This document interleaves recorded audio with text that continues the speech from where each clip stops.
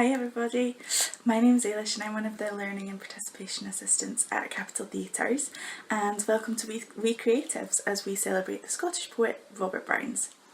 Every year on the 25th of January here in Scotland we celebrate his birthday, and this is quite often called Rabbie Burns Day or Burns Night.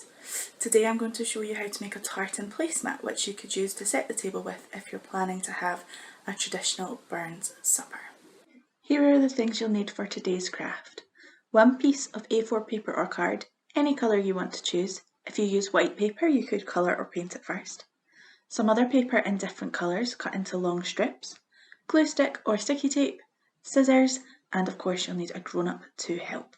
The first thing that we need to do, if you haven't done this already, is cut your different coloured pieces of card into some long strips. So I'll show you what I've got here. I've got lilac ones, I've got some white ones, and I've got light blue ones, and those have just been cut into strips. They're different widths and you can choose how big or how thin you want to make them. And tartan comes in all sorts of colours and all different combinations of colours, so this is great because you get to choose whatever your favourite colours are.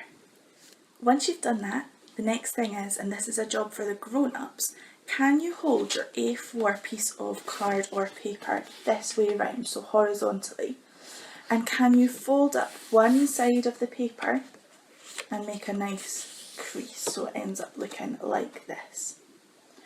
Now the next thing we have to do is cut down this edge with our scissors, and it's really important not to go too close to the top or to the bottom, so we end up with a whole piece of paper but with some thin slits. I'll show you what I mean just now. So I've done my fold. I'm going to get my scissors and I'm just going to cut very gently and as thin as you can, just to make a little opening down one side. Now I'm not going too close to the bottom, I've not gone too close to the top. So we open that up and you see there we've got this slit now, so we can see through that. Can you now do that a few more times so that your piece of paper has rows of slits in?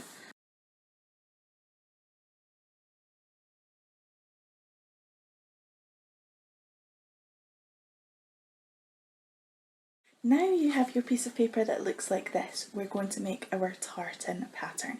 So choose whichever of your long strips you want to start with.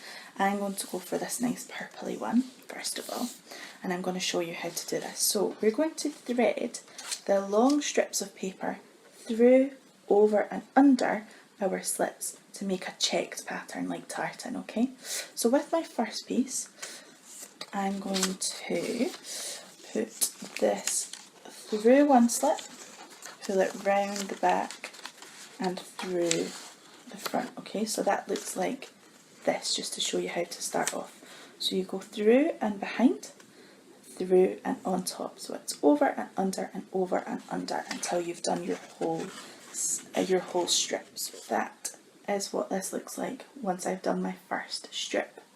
It's quite good now if you can glue down both ends just so it's not going to wiggle around, and then we can move on to our next colour. So get my glue stick and I'm just going to stick down,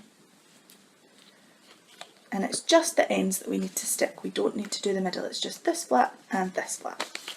So here we are, I've got my next strip of paper ready, and you'll see that here this part started over and then we went under and then we went over. For the second row we're going to do it the opposite way round. So we're going to start behind, and then when we pull through, so we go behind here, we're going to pull through and we go behind again, so we end up with our first check looking like this. And then it's the same as before, we go over and under to make our tartan pattern. Again, stick that down. This time you'll need to stick on the back because that's where the flaps are. So use your glue stick again and stick that down. Keep going, changing colour each time you start a new line. Remember, once you've done one line starting on top, the strip after that should be the opposite and begin from the back. I know it's a bit fiddly, but it's going to look so lovely when it's finished.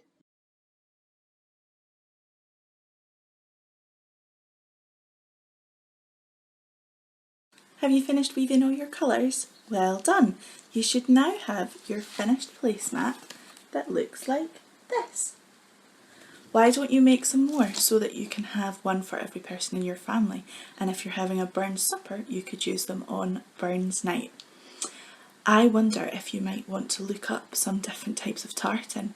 Maybe you want to look up the clan or the family name of your family, and you could choose the colours of the tartan that matches with that, or you can just use whichever colours are your favourites. Now go and look up some Burns songs and poems and make a nice dinner of haggis, neeps and tatties, and you'll be ready to use your Burns night placemat. I hope you really enjoy making these at home. Have a wonderful Burns night, and we'll see you soon back at We Creatives.